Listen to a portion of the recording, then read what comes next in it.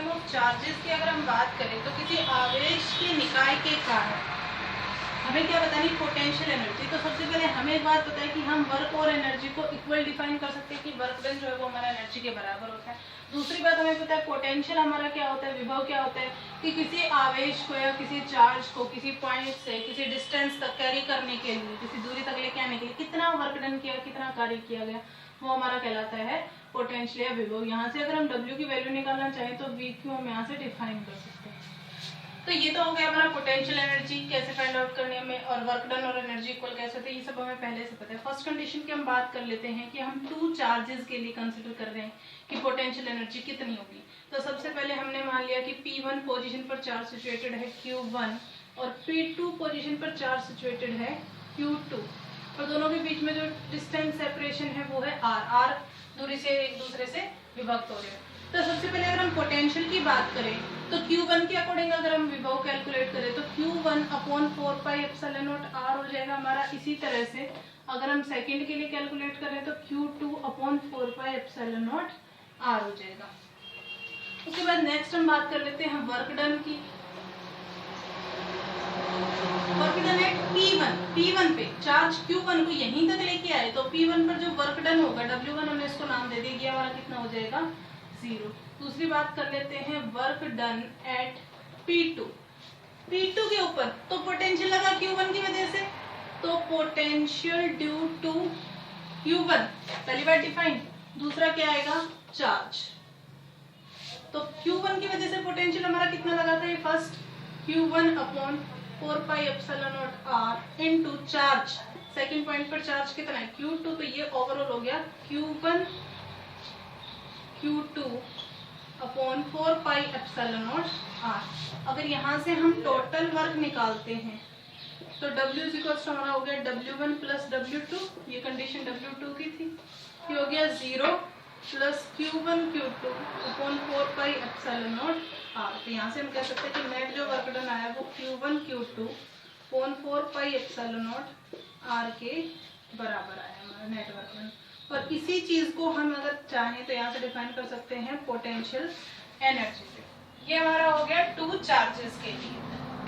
उसके बाद हम नेक्स्ट बात कर लेते हैं मोर देन टू चार्जेस। मान लो इस बार हम कंडीशन ले लेते हैं 3 चार्जेस के लिए, 3 चार्जेस के लिए, मतलब 2 से ज्यादा कितने भी कंसिडर कर सकते हो। तो पहले हम कंडीशन निकाल लेते हैं 3 चार्जेस के लिए, या फिर ऐसा भी लिख सकते हैं मोर देन 2 चार्जेस।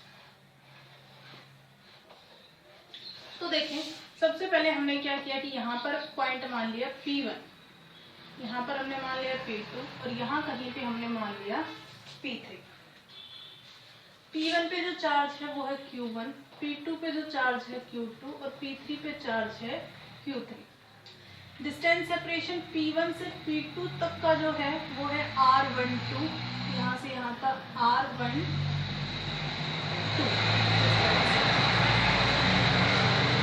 अगर बात करें 2 से 3 के लिए तो ये डिस्टेंस सेपरेशन हमारा है R23। और थर्ड अगर हम बात करें P1 से P3 के लिए तो ये सेपरेशन हमारा है R13। पहले वाली कंडीशन की तरह करना, सबसे पहले P1 पर पोटेंशियल एट P1, तो V जो है वो हमारा हो गया Q1 upon 4 pi epsilon not R1। इसको आप खाली R डिफाइन करो या R1 पोजीशन वेक्टर की। नेक्स्ट हम बात करते हैं इसके ऊपर वर्क डन। वर्क W1 के हमने इसको फॉर्म देते, तो देखो चार्ज को Q1 को यहीं तक कैरी करके लेके आना है आपको, तो कोई वर्क नहीं हुआ।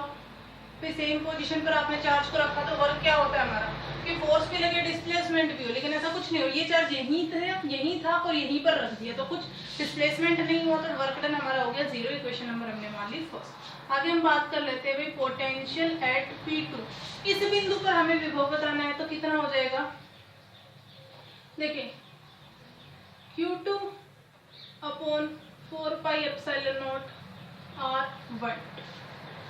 या फिर आप ऐसा मत डिफाइन करो, आप यहाँ से सीधा भी बता सकते हो। Next condition work done at P2, तो देखो W2 Q2 हमने इसको नाम दिया, हम यहाँ से लिख सकते हैं पोटेंशियल ड्यू टू, इसके ऊपर इनफाइनाइट से चार्ज निकाले तो पहले पोटेंशियल लगेगा इसकी वजह से, due to P1 into charge कितना है बेटा वो लिखना है। तो P1 की वजह से पोटेंशियल कितना लगा था, Q1 upon 4 pi epsilon not R12, और इस पॉइंट पर चार्ज कितना है Q2। तो ये ओवरऑल वर्क डन हो गया Q1 Q2 upon 4 pi epsilon not R12। Next हम बात कर लेते हैं वर्क डन एट P3। इस बिंदु के ऊपर हमें कार्य निकालना है, तो देखो इसके ऊपर जो पोटेंशियल लगेगा वो P2 की वजह से भी लगेगा और P1 की वजह से भी लगेगा।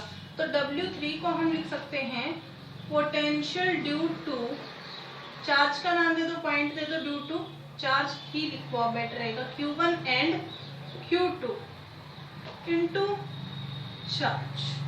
तो देखो Q1 की वजह से पोटेंशियल पता है Q1 upon 4 pi epsilon not R3 के ऊपर लगा रहे तो R13 प्लस Q2 के लिए potential Q2 upon 4 pi epsilon not, और थर्ड पॉइंट पर जा रहे हो तो R23, और ओवरऑल जो बाहर चार्ज काउंट किया वो Q3। अंदर मल्टीप्लाई अगर हम करते हैं तो Q1 Q3 upon 4 pi epsilon not R13 plus Q2 Q3 upon 4 pi epsilon not R23, equation number 3। यहाँ से हम निकाल लेते हैं टोटल वर्क, कुल कार्य W बराबर में W1 plus W2 plus W3, सभी चार्जेस की बात हो गई। तो टोटल वर्क डन W1 की वजह से कितना है 0, ठीक है भाई। W2 की बात करते हैं तो ये हमारा आया Q1 Q2 upon 4 pi epsilon not R12।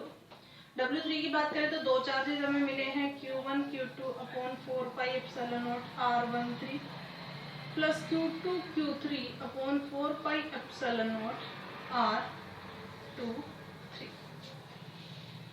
तो यहाँ से अगर हम टोटल वर्क या एनर्जी को इसको डिफाइन करना चाहें तो लिख सकते हैं यहाँ से कि 1 अपॉन 4 पाई एप्सिलॉन नॉट, तो बेटा हमने बाहर ले लिया, और ब्रैकेट के अंदर Q1 Q2 upon R12, 1 upon 4 pi epsilon not गया तो Q1 Q2 अपॉन R12, ऐसे ही सेकंड टर्म में बचेगा Q1 Q2 upon R13, sorry Q1 Q3 है यहाँ, ये देखिए ये हो गया Q1 Q3 R13 plus next है Q2 Q3 अपॉन R23। ये हमारा आ गया total work done 3 point charges के लिए। ऐसे अगर आपको 4 के लिए निकालना हो तो आप 4 बार वर्क डन निकालेंगे, 3 बार का बिल्कुल सेम हो जाएगा। 4 के लिए जो पोटेंशियल लगेगा वो Q1 Q2 और Q3 तीनों की वजह से लगेगा।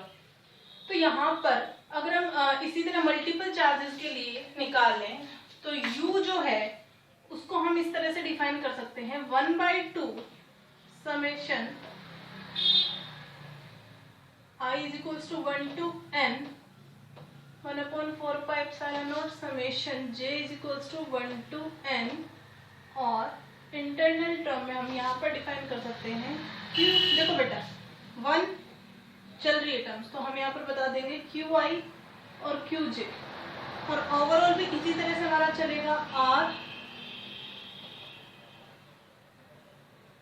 I J।